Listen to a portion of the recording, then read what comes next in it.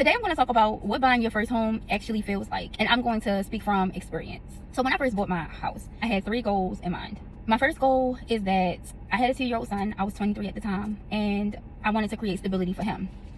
That was one of the biggest reasons why I bought a house, and to be able to do that made me feel accomplished. It made me feel, as a single mom, I was giving my child stability even without having the 2-parent household, and I was determined to do that. I was determined to give him the same experience that a 2-parent household would give him as a single mom.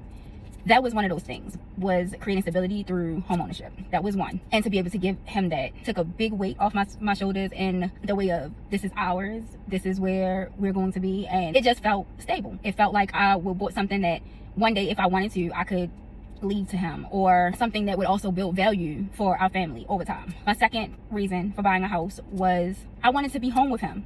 And in order to be able to do that, I needed to start a business.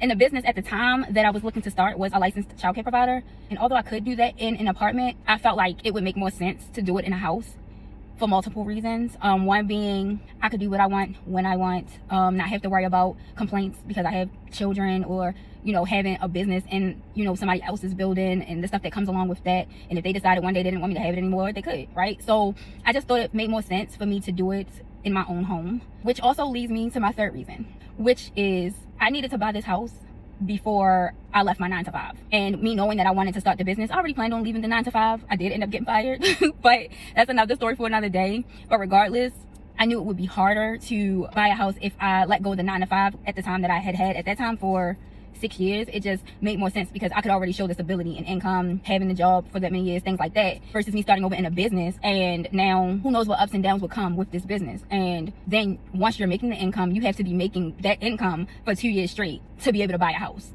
So it just to make things easier for me and on me, as well as to reach my goal that I had for my son. All of those things just made more sense. And once I achieved that, I felt like it allowed me the freedom, the time, the space, the stress relief even to have my own, do what I want within that space, be able to accomplish all my goals within this one accomplishment.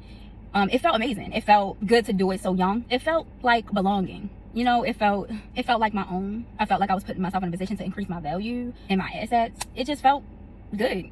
It felt good. And I'm trying to put other people in this position. I'm also, trying to help other people who want to buy a house and experience this feeling, or whatever your reasons may be for buying a house, to accomplish that goal. I would like to help as many people as I can, and I'm hosting a workshop which will be held in my brand new group, and the link to that is in my bio. And remember, Kay's got the keys to your real estate needs.